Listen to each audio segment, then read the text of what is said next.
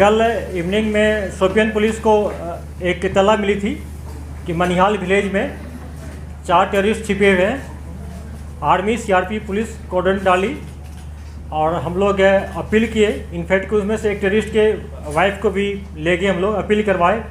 बाकी की फैमिली में अपील किए लेकिन सरेंडर नहीं किया और उधर से अंदर से घर के अंदर से फायरिंग किया।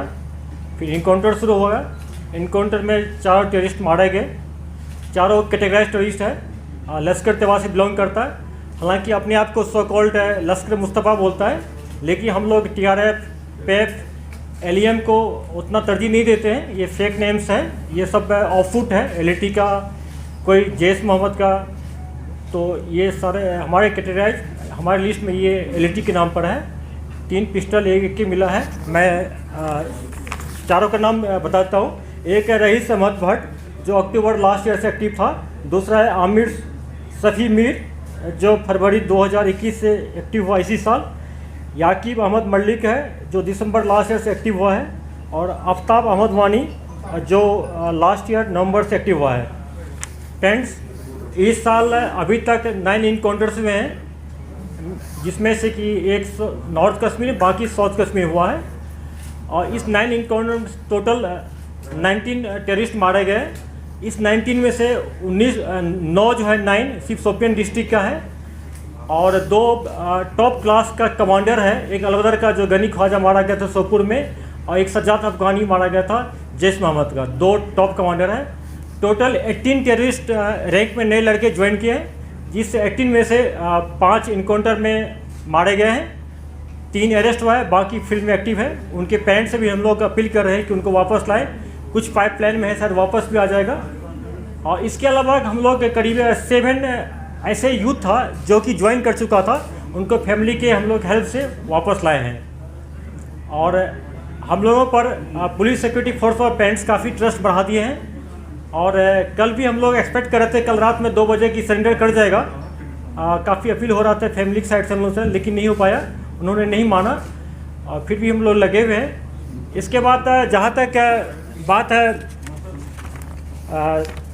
SOP फॉलो करने का, हम लोग पूरी तरह इसको फॉलो, जैसा कि आप लोग पहले बोले थे हम लोग कि जनवरी में पहला PC में कि हम लोग का फोकस रहेगा खास करके जो लोकल टेररिस्ट है जो हमको सरेंडर कराएं, चाहे ड्यूरिंग इनकाउंटर हो या बिफोर इनकाउंटर।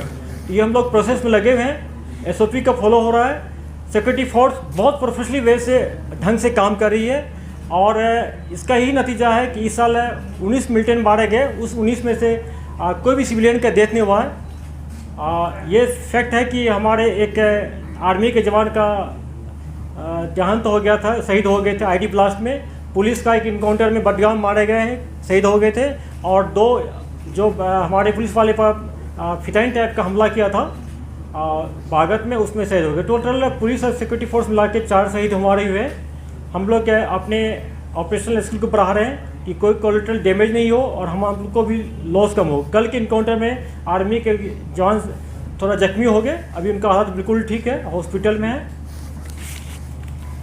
जहाँ तक रेजिग्नेशन का बात है, पाकिस्तान अभी तक बाज नहीं आया है। अभी भी हम लोग 7 नए टेररिस्ट इंट्रोगेशन बात किए, उनसे पता चला कि पाकिस्तान से उन्होंने प्रूफ भी देखा है कि सोशल मीडिया पर किस ढंग से उसको इंस्टिगेट किया जा रहा है, रेडिकलाइज किया जा रहा है। दूसरी बात ड्रग्स है, ड्रग्स भी काफ़ी पाकिस्तान से है। हमारे लड़कों को यूथ को ख़राब किया जा रहा है। इससे मैं पेरेंट्स से अपील करता हूँ कि अपने बच्चों को संभाल रखें, उनसे काउंसलिंग कराएं। अगर कोई बच्चा किसी का, अगर बेटा हो चाहे लड़कियां हो, अगर ड्रग्स लेती है, हमारे पुलिस का जो हॉस्पिटल है ड्रग्स डिटेंशन सेंटर, वहाँ जाए, उसको हम लोग पूरा हेल्प देंगे, करेंगे, उनको मिनिस्ट्री में लाएंगे। उसके अलावा मैं उन लड़कों से खास जो ज्वाइन कर लिया उनसे अपील करता हूँ कि 2 टाइप का, या तो आप पहले आ जाएँ या इनकाउंटर में जब आपको मौका मिलता है उस टाइम ये आपको मौका दिया जाएगा सरेंडर करने के लिए, आप उसमें आ जाए। आपके साथ कुछ नहीं होगा, हम लोग आपको एक्सेप्ट करेंगे, कोई दिक्कत नहीं होगी। बाकी संभल की जहाँ तक बात है, हम लोग का पूरी तरह तैयार है। हम लोग का अपना प्लान बन गया है।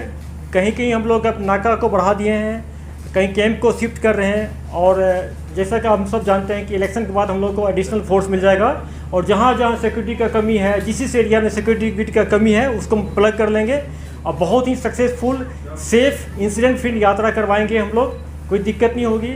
और लॉ एंड ऑर्डर की जहाँ तक बात है कि अगर किसी इनकाउंटर में छुटपुट पथरा होता है, देखिए एक चीज़ बात मानना पड़ेगा आपको, जब फायरिंग शुरू होता है तो हम लोग गांव से और उसके आसपास से घर से लोगों को निकाल लेते हैं। घर से निकालेंगे तो कहाँ रहेगा, इनकाउंटर साइड के बाहर रहेगा। तो इसका मतलब ये नहीं होता है कि वहाँ पर जुलूस जमा हो गया। ये लोग उसी गांव के होते हैं, उसमें से 5-10 कुछ मिसक्रिएंट होता है जो पत्थर मारता है, उसको हम लोग ठीक से हैंडल कर रहे हैं, जिसका उसमें वीडियो में प्रूफ आता है या पिक्चर आया, उसको अरेस्ट करेंगे हम लोग। कुछ को PSA में बुक किए हैं और आगे भी करेंगे। लेकिन ऐसा कोई वारदात नहीं हो रही है कि दूसरे गांव से लोग आके ज्वाइन कर रहे हैं पत्थरबाजी में। इसी कोई सीरियस नहीं है। मैं आप लोगों से अपील करता हूं कि इनको ज़्यादा इस बात को ज़्यादा ऐसा माहौल नहीं क्रिएट करें, फॉल्स नैरेटिव नहीं फैलाएं कि पथराई बढ़ गया है।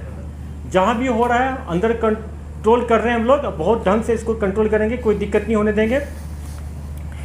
ड्रग्स की बात है, मैं आप लोगों से भी फिर से अपील करता हूँ, आप लोगों की मीडिया का कर्मी का, मीडिया फ्रेटर्निटी का ये ड्यूटी बनता है कि पेरेंट्स को और यूथ को अपील करें, उनको इस बीमारी से बचाएं। ये हमारे न्यू जनरेशन के लिए बहुत डेंजरस ही है। सिर्फ ड्रग्स से लोग मिलिटेंसी ज्वाइन नहीं करता, बल्कि बहुत सारे सोशल इविल है, क्राइम जो है उसमें भी इन्वॉल्व होता है, पढ़ाई छोड़ता है। हम लोगों का, पुलिस का, सिक्योरिटी फोर्स का पूरा जोर रहेगा इस साल कि हम लोग माहौल को अच्छा बनाए। 2 चीज़ हम लोग मेंटेन करना चाहेंगे कि स्कूल कॉलेज कभी बंद नहीं हो, वो तब होगा जब कोई इंसिडेंट नहीं होगा, माहौल ठीक होगा। दूसरा है कि हम लोग का फोकस रहेगा, ऐसा हम लोग माहौल बनाए कि टूरिस्ट भारी भरकम मात्रा में यहाँ आए, कि लोगों को रोज़गार मिले, यहाँ के लोग पैसा कमाए, सुख शांति यहाँ आए। अब मैं जोशी से रिक्वेस्ट करता हूँ साहब से कि ऑपरेशन के बारे में कुछ डिटेल बताएं। पुलिस, CRPF और आर्मी के अंदर बिल्कुल 100% तालमेल है। तो बताए हुए प्लान के हिसाब से तीनों फोर्सेस अपने अपने प्लान के हिसाब से लोकेशन पर गई है। लोकेशन पर पहुंचने के बाद जैसे IG साहब बता रहे थे, सबसे पहले एक ही हमारी बटालियन से ही जो कि 44 RR है, वो जाके उसकी फैमिली तक पहुंची है। उसकी फैमिली, उसकी वाइफ को, उसके बच्चे को लेकर इनकाउंटर साइट पर गए हैं। 34 RR को उन्होंने उसको हैंड ओवर किया है और 34 RR ने फिर इन लेडी को आगे बढ़कर पहले सरेंडर अपील कराई है। उसके बाद उसके बच्चे को भी फैसिलिटेट किया है, जो कि 4 साल का था, कि शायद उसके कहने से वो वापस आएगा। अभी हमें ये पता लग रहा है कि आकिब तो वापस आना चाह रहा था, पर अंदर बैठे हुए 1-2 और जो थे उन्होंने इसको रोक लिया। तो शायद अगर वो आ जाता अपने दिमाग से तो शायद हम उसको बचा लेते थे। उसके बाद उसके ब्रदर इन लॉ को भी हमने आगे किया, उसने भी जाके उसको सरेंडर अपील के लिए कोशिश करी है। यही चीज़ तब भी हमारे को पेश आई। और तभी अगर आप देखेंगे, रात से लेकर हम सुबह तक इसीलिए डिले कर रहे थे कि हम जितना हो सके कोशिश करें और सरेंडर ले सकें। पर जब वो सारी चीज़ें फेल हो गई और अंदर से फायर तेज हो गया, तब हमारे पास कोई चारा नहीं था कि अब हम अपनी अगली कार्रवाई कर सकें।